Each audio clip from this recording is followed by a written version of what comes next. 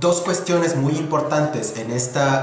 el biopoder, que bueno, es bio por la cuestión de la biología como ciencia, pero también, sobre todo, de la medicalización de las relaciones en general. Claro, aquí habla de la medicalización o de la socialización de las conductas procreadoras, pero en general hay una medicalización de todo. Y bueno, pues, cuando justo hablábamos así off camera, que era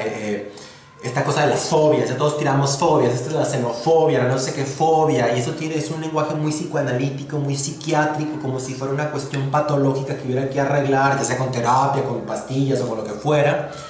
pero que la medicalización del entorno, de la socialización, de la sociedad, pues, y de la manera en que nos relacionamos incluso con nosotras mismas, fue como uno de los efectos, ¿no? Que se fueron implementando, que tomó mucho tiempo. De hecho, la palabra homosexual, o sea, el homosexual como un personaje, como una especie, como si fuera una especie o una subespecie, emerge muchísimo antes, bueno, creo que una década antes, que apareciera el concepto de heterosexualidad. La gente no se llamaba a sí misma heterosexual, tampoco se llamaba a sí misma normal. O sea, por eso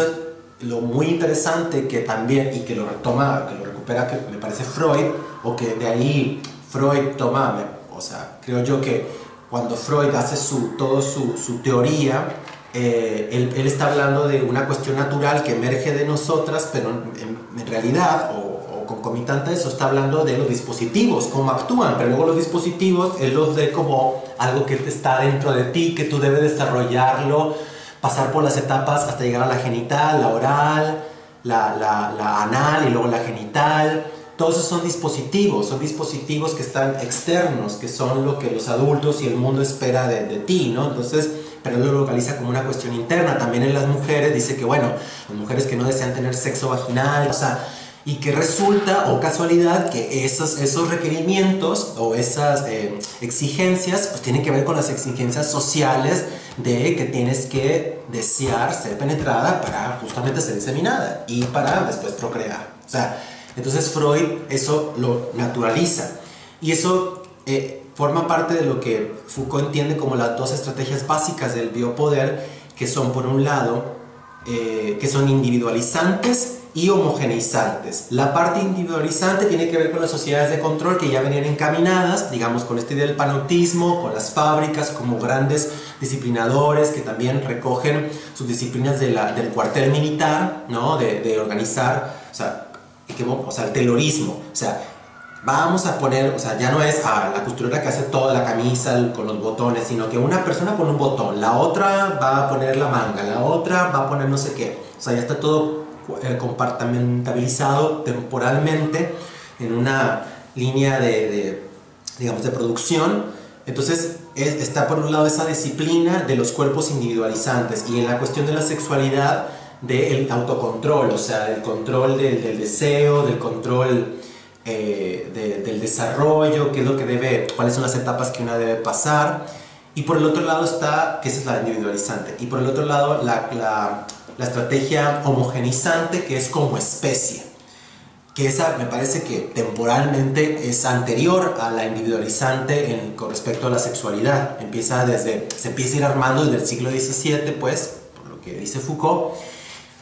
a partir de la estadística, la demografía, estos grandes controles estatales, cuando el Estado, como les digo, surge como, en francés, raison d'etat, ¿no? La razón del Estado, la razón de Estado, la razón de ser del Estado, como un objeto a controlar, más allá de, o sea, ya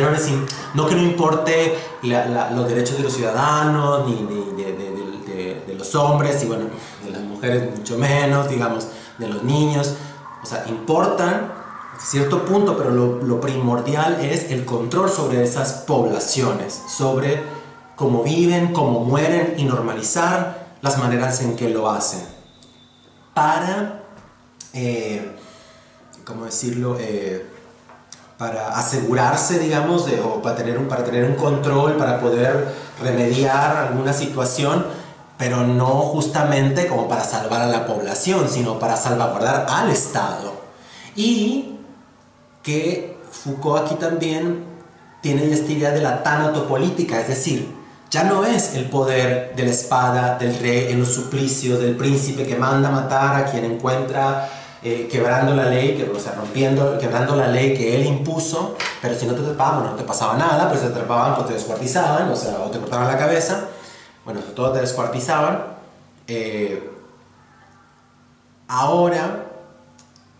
digamos, que los reformistas quieren controlar eso, ese poder desmedido. Ahora es hacer vivir, claro, para la burguesía, que se trata de higienizar, vivir mejor, vivir con mejor salud, cuidar su cuerpo, porque cuidar su cuerpo es cuidar el capital y cuidar los recursos de la familia, la herencia y toda esta cuestión. Y dejar morir, o, sí, sobre todo dejar morir, o tal cual, como pasó en el Holocausto nazi, ir a matar, asesinar a todas las poblaciones que, como si se leen, y que esto lo seguimos viendo ahora, como si fueran una suerte de cáncer, como si fueran un virus que hay que exterminar porque esas poblaciones contaminan a la parte de la población buena. Como lo que pasó en la pandemia del SIDA en Estados Unidos, como va, bueno, pues que se mueran porque es un castigo por su vida insana. La industrialización, que forma parte de las estrategias de la biopolítica, fue diferente en Europa, porque en Europa emergió de un contexto sociohistórico, por ejemplo en Inglaterra, donde empezó primero con las manufacturas domésticas, de la producción de tela, de algodón, o sea, también de los molinos, ya existían las máquinas del mundo medieval, o sea, para trabajar con el agua, con los ríos, y eso se fue desarrollando poco a poco, digamos, bueno, hay toda una historia ahí, que no voy a meter en eso. La revolución industrial y la industrialización emergen, por ejemplo, ciudades como Manchester, completamente industriales. Cuando la industrialización llega a América, se trae como primero una manera de desarrollar a las colonias. Hasta hace todavía en los 80 existían las colonias, o sea, todavía colonias europeas en el continente africano y en otros lugares, ¿no? Pero entonces cuando se traen, y que sea más de México, cuando se lleva a México la industrialización, sobre todo a partir de los 40,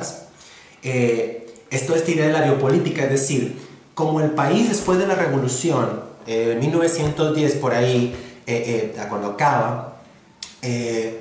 queda devastado, había una mortalidad infantil, un índice de mortalidad infantil ridículo, el Estado tenía muy poca población, la mayoría de la población era rural, entonces como el Estado mexicano necesitaba adquirir poder, necesitaba más población. Entonces el desarrollo industrial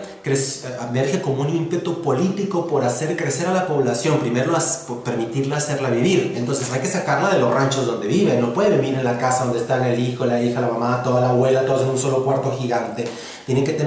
que haber las casas obreras. Eso ya se había hecho en Europa. Las casas obreras forman parte de los dispositivos biopolíticos. Hay que moralizar la vida de los obreros, donde hay una diferenciación entre el cuarto de la mamá y el papá, el cuarto de los hijos, la cocina, para higienizar la vida cotidiana y también, obviamente, higienizar y moralizar las relaciones entre la familia, para que se dé bien, como debe ser, el desarrollo sexual o psicosexual de este drama familiar que encuentra Freud en el triángulo edípico. Bueno, que más bien lo construye, o sea, lo construye teóricamente y le llama triángulo edípico. No es que hay algo en nuestros genes que nos hace desarrollarnos a través del triángulo edípico, o sea, nada, eso, digamos, es una producción de Freud, teórica. Entonces, cuando en Latinoamérica se empieza a desarrollar toda esta cuestión, cuando crecen las poblaciones exponencialmente, el Estado se empieza a hacer rico, pero estas poblaciones se le voltean. Entonces, como pasó en casi todo el mundo, en Francia en mayo del 68, el 68, 2 de octubre del 68 en México, acá no sé qué habrá pasado, pero bueno, en muchas partes del mundo empiezan a haber todas estas revoluciones, ¿no? Entonces, esa población, que fue una producción biopolítica, o sea, para hacer crecer a la población masivamente, como una fábrica, se te voltean y exigen derechos, empezamos a exigir, digamos, como poblaciones de países, pues prestaciones y que podamos entrar en esto de la biopolítica, ¿no? En este entramado.